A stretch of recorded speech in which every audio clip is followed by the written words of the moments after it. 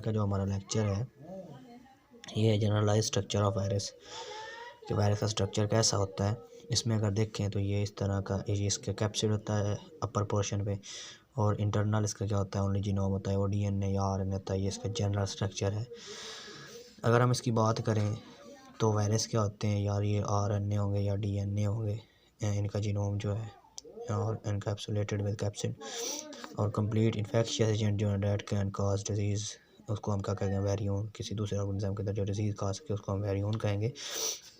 और वायरस जो है ना वो कंसिस्ट होते हैं या डीएनए और आरएनए, इनका जो जीनोम होता है वो या डीएनए होगा या आरएनए होगा, सिंगल स्ट्रैंडेड होगा या डबल स्ट्रैंडेड होगा।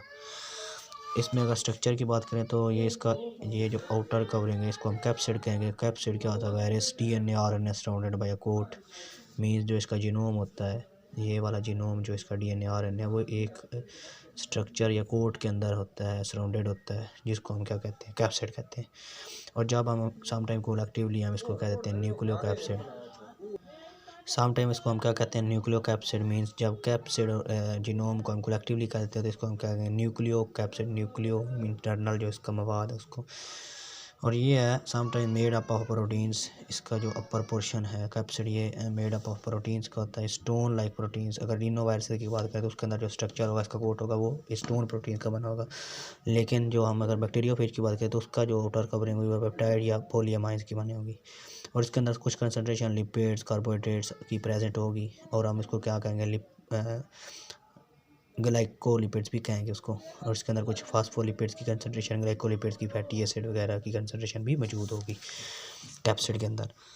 नेक्स्ट हम इसमें अगर देखें कैप्सोमेयर क्या होते हैं, इसी के अंदर स्ट्रक्चर है कैप्सिड के अंदर। तो कैप्सोमेयर्स जो है कैप्सिड जो है ये रिपीटिंग यूनिट जो कि आइडेंटिकल होते हैं और रिपीटिंग यूनिट के मिलकर बने होते हैं, जिनको हम क्या कहते हैं, और ये मोस्टली प्रोटीन इन नेचर होते हैं, जिनको हम कैप्सोमेयर कहते हैं।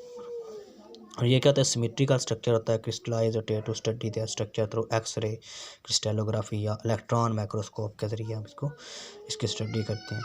कुछ जो ये कैप्सोमेयर ये वेरी करते हैं वायरस टू वायरस उसके कैप्सिडमेयर के अंदर। जैसे एडिनोवायरस के अंदर उसके कैप्सोमेयर की तादाद और होगी। हर्पीज वायरस की बात करेंगे तो उसके अंदर कैप्सोमेयर की इसमें जो कैप्सोमेयर की कंसनट्रेशन है वो वेरी करती है वायरस टू वायरस। यानी कुछ जो वायरस होते हैं वो स्मॉल साइज होते हैं, उनके के अंदर जो कैप्सोमेयर या कैप्सिड की कंसनट्रेशन होगी वो कैप्सोमेयर की कंसनट्रेशन कम होगी।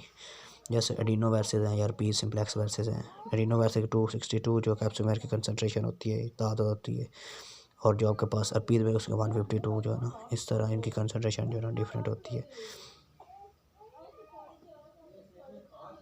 मेन रीनोवायरसेस जो है ना स्मॉल वायरसेस होते हैं, तो उनके अंदर अगर देखें तो उसके अंदर जो कैप्सोमेयर्स होंगे 162 होंगे, और जो दूसरा है हर्पीज वायरस है उनके 252 जो है कैप्सोमेयर की कंसनट्रेशन। तो इस तरह ये कैप्सोमेयर की कंसनट्रेशन वायरसेस के अंदर वेरी करती है।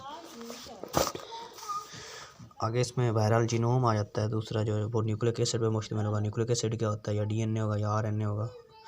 और अगर हम देखें तो बैक्टीरियोफेज और एनिमल्स के जो मोस्टली वायरसेस होते हैं उनके अंदर डीएनए होता है, डबल स्ट्रैंडेड डीएनए मौजूद होता है एज अ जीनोम।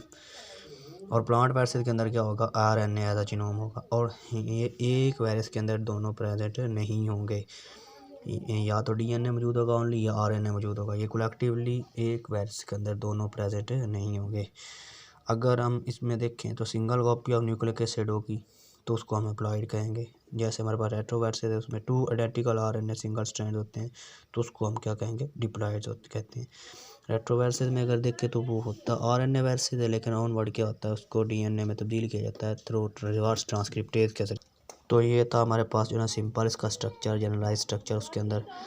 नेक्स्ट हम अगर पढ़ें तो बैक्टीरियोफेज के बारे में पढ़ेंगे। बैक्टीरियोफेज की अगर सिस्टमेटिक पोजीशन देखें, क्लासिफिकेशन देखें तो डिवीजन है हमारे पास, वायरा है, सब डिवीजन है, डीऑक्सी वायरा है, क्लास डीऑक्सी बाइनेटा है, ऑर्डर क्या है बायरेल्स है, सब ऑर्डर क्या है फैगिनी है, और नेम क्या है बैक्टीरियोफेज है, ये ऑर्डर इसको कहेंगे। तो अगर इसकी थोड़ी सी हिस्ट्री हम देखें तो ये क्या है, डिस्कवर्ड बाय फ्रेडरिक डब्ल्यू टवार्ट ने 1915 के अंदर।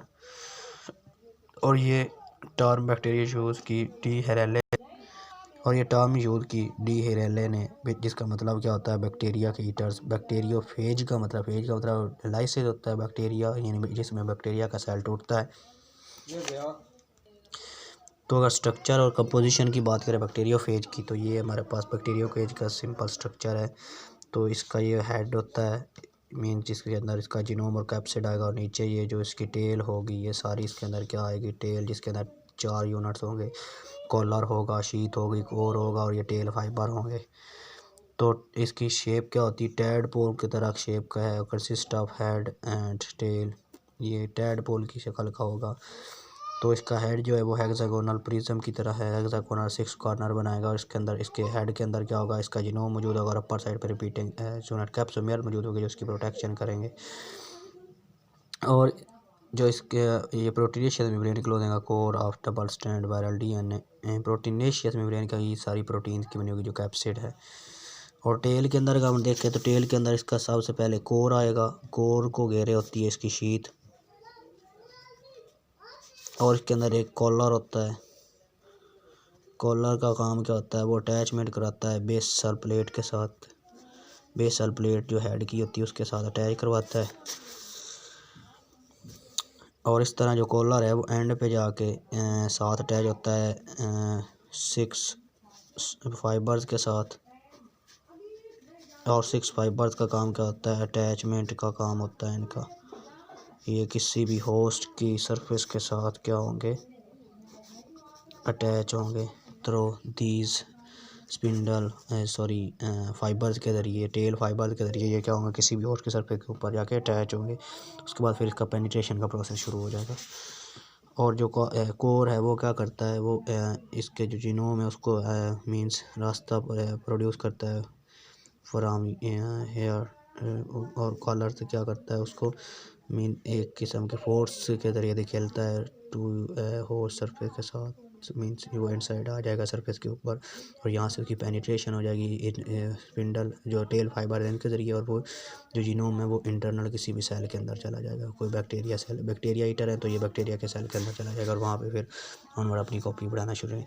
नेक्स्ट हम इसके अंदर इसके इंशाल्लाह जो ना लाइटिक साइकिल और लाइसोजेनिक साइकिल पढ़ेंगे कि रिप्रोडक्शन इसके अंदर कैसे होगी, बैक्टीरियोफेज के अंदर लाइफ साइकिल इसका कैसा होगा। होप सो कि आपको लेक्चर समझ आएगा। ओके, अल्लाह हाफिज़।